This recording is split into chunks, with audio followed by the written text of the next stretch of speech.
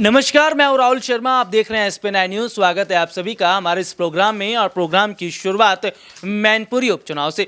मैनपुरी उपचुनाव को जीतने के लिए समाजवादी पार्टी और बीजेपी दोनों ने जोर लगा दिया है। हालांकि जनता का समर्थन समाजवादी पार्टी के लिए देखा जा रहा है, तो क्या आने वाले वक्त में समाजवादी पार्टी ये सीट जीतती नजर आ रही है और मैनपुरी की जो विरासत है वो वापस समाजवादी पार्टी के पास आ रही है। हालांकि भाजपा ने रघुराज शाक्य को उतारकर बहुत बड़े हद तक डिंपल को चुनौती देने का मन बना लिया था, लेकिन बात बन नहीं पाई क्योंकि जनता का एक तरफा समर्थन समाजवादी पार्टी के लिए जिस तरह से देखा जा रहा है, उसे देखकर अब बीजेपी के लिए चुनौतियां बढ़ गई हैं। हालांकि अगर बात करें तो मैनपुरी उपचुनाव से पहले जिस तरह जनता भाजपा प्रत्याशी रघुराज शाक्य से नाराज है, इसकी एक बड़ी वजह मानी जा रही है क्योंकि शाक्य जो हैं वो मुलायम सिंह यादव के खिलाफ खड़े हो गए। उन्हें मुलायम के खिलाफ नहीं उतरना था, ऐसा जनता कह रही है। और देखिए, अगर बात करें मैनपुरी पर, हमारे सहयोगी जो है लगातार काम भी कर रहे हैं और क्रांति हमारे साथ इस बीच जुड़ी हुई है। क्रांति, बहुत बहुत स्वागत है। और सबसे पहला सवाल, जो मैनपुरी उपचुनाव है भाजपा वर्सेस समाजवादी पार्टी, तो समाजवादी पार्टी को जिस तरह से फायदा मिल रहा है, क्या यही नतीजे 8 तारीख को भी देखने को मिलेंगे? देखिए, 8 तारीख को क्या नतीजे होंगे ये तो जनता ही डिसाइड करेगी, लेकिन ये बात है कि यहाँ पर चुनावी माहौल के बीच में इस वक्त जो है पल रहा, तो मैनपुरी की जनता ने यहाँ पर डिंपल यादव का ही भारी कर रखा है।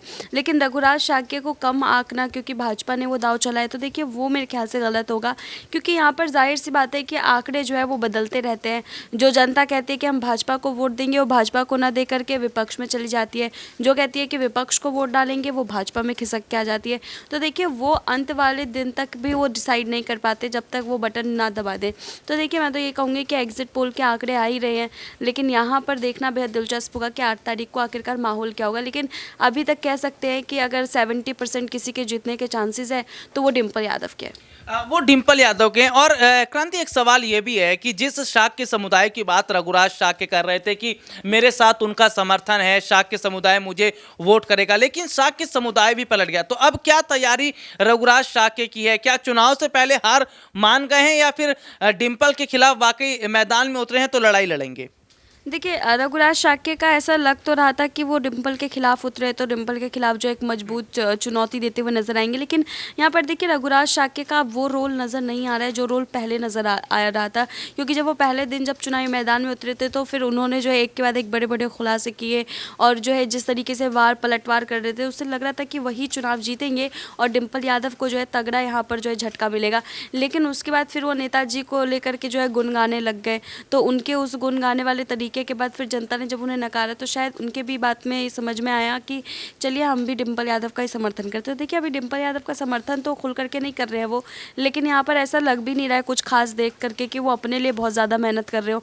क्योंकि अगर जनता से वोट मांगने की रही, जनता से अपील करने की बात रही, तो यहाँ पर मैनपुरी की जनता के सामने डिंपल यादव जा रही है, शिवपाल यादव जा रहे हैं, लेकिन रघुराज जो है वो जा रहे हैं तो कुछ हद तक जा रहे हैं, मतलब उतना ज़्यादा अपना वो प्रायोरिटी नहीं उसके लिए दिखा रहे। जबकि हम बीजेपी के नेताओं को हमेशा से देखते रहते हैं कि चुनाव जैसे ही शुरू होता है उससे पहले वो लोग जो है बोलना और बयानबाजी करना और उसके अलावा जो है डोर टू डोर कैंपेन ये सब कुछ शुरू कर देते हैं, लेकिन रघुराज की तरफ से ऐसा कुछ नहीं नज़र आ रहा है। रघुराज शाक्य ने कोशिश बहुत की थी कि समाजवादी पार्टी का खेल बिगाड़ा जाए, समाजवादी पार्टी को जो है नुकसान पहुंचाया जाए, लेकिन हो नहीं पाया क्योंकि जनता समाजवादी पार्टी के साथ खड़ी है, नेताजी के साथ खड़ी है। आशिफ सर भी हमारे साथ जुड़े हुए हैं। सर, मैनपुरी के उपचुनाव से पहले राजा भैया जो हैं उन्होंने अपने कैंडिडेट को नहीं उतारा, मायावती ने अपने कैंडिडेट को नहीं उतारा। क्या समाजवादी पार्टी को समर्थन जिस तरह से दोनों नेता कर रहे हैं, आने वाले वक्त में विपक्ष मजबूत हो रहा है? देखिए राहुल सर, करना भी चाहिए। जिस तरीके की यूपी की राजनीति रही है, चाहे वो राजा भैया हों, क्योंकि देखिए उनका एक अलग मुकाम है और वो खास करके बीजेपी और समाजवादी पार्टी या अन्य पार्टियों से वो एक अलग तरीके से जो है महफूज रहते हैं, अलग रहते हैं।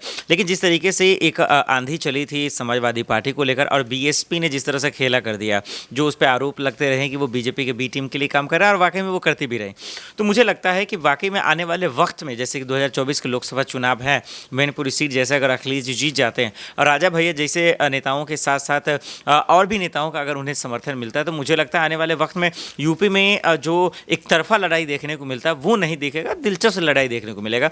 तो कोशिश तो यही रहेगी। बहरहाल लेकिन अभी मैनपुरी पे इसलिए लोगों की निगाहें हैं कि अभी मुलायम सिंह यादव चले गए हैं, तो यहाँ पर अभी आन बान शान की लड़ाई है। ये चुनाव बाद में है क्योंकि देखिए बीजेपी का वहाँ कब्जा नहीं रहा है और इसीलिए देखिए उन्होंने बहुत दिमाग शातिर तरीके से जो है रघु जी को उतारा वहाँ पे, क्योंकि वो शिवपाल के करीबी माने जाते हैं और इसीलिए उन्होंने उतारा है। तो ऐसे में वो सबको पता है कि ये मुलायम जी का गढ़ रहा है और डिम्पल जी को भी इसीलिए मौका दिया गया। तो देखना है यहाँ पे ये होगा कि आखिर जो है चुनाव में बीजेपी हारने के बाद फिर उनकी रणनीति क्या होती है और इससे 2024 के भी लोकसभा चुनाव पर फर्क पड़ता नजर आएगा। आशिफ सर, एक सवाल और है। साल 2024 में लोकसभा चुनाव होने वाले हैं। उत्तर प्रदेश में लोकसभा की 80 सीटें और ये कहा जा रहा है कि मैनपुरी चुनाव से तय हो जाएगा कि सपा कितनी सीटें लाएंगे, भाजपा कितनी लाएंगे। अगर सपा के पास आता है मैनपुरी का पूरा जो है कुनबा, वहां पर विरासत बचा लेते, तो क्या लोकसभा सीटों में भी फेरबदल हो जाएगा? बिल्कुल राहुल से देखिए इसमें कोई शक नहीं है। भले ही ये मुलायम सिंह यादव का गढ़ रहा है, अब इस दुनिया में नहीं है,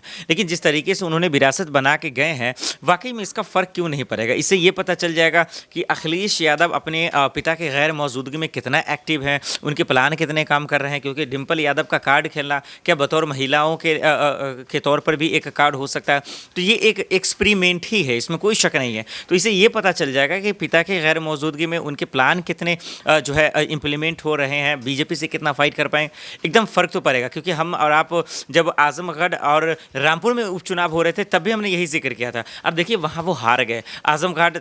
माफ़ कीजिए, आज़म खान जेल से उस वक्त बाहर भी थे, तो उससे भी हम लोगों ने कहा कि फ़र्क तो अब पड़ेगा। तो अगर ये भी हार जाएंगे तो ये पता चल जाएगा कि फिर एक तरफा लड़ाई होगी। बीजेपी को फिर कोई 80 लोकसभा के चुनाव सीट हैं, उसमें मुझे लगता है 70 तो कम से कम बीजेपी ले आएगी। तो अगर अखिलेश यादव जीत जाते तो फिर कांटे का टक्कर हम सबको देखने को मिल सकता है। बहुत बहुत शुक्रिया सर आपका। और देखिए बाकायदा आशिफ सर भी कह रहे हैं कि अगर 80 सीटें हैं तो 70 अगर लाती है भाजपा तो 10 सीटें समाजवादी पार्टी निकाल ले जाएगी। यह हो सकता है कि 10 का प्लस भी हो जाए, क्योंकि समाजवादी पार्टी मैनपुरी में कैसा उनका परफॉर्मेंस रहेगी, मैनपुरी सीट को लेकर आगे की रणनीति बनाती नजर आ रही है। हालांकि 2024 के लिए भी अखिलेश यादव जमकर तैयारी करते नजर आ रहे हैं, क्योंकि उन्हें पता है कि 2024 में ज़्यादा वक्त तो खैर नहीं रह गया है, लेकिन जिस तरह से बीजेपी ने तैयारियां की हैं और बीजेपी अभी तक के उपचुनाव को जीतती आई है, तो भाजपा को हल्के में समाजवादी पार्टी ना तो ले रही है और ना ही लेकर चल रही है। वही बीजेपी का भी यही रोल है।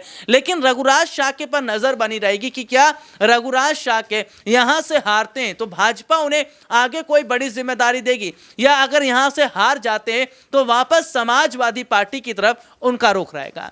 आज के लिए इतना ही। आपसे फिर दोबारा मुलाकात होगी, तब तक के लिए इजाजत दीजिए। नमस्कार।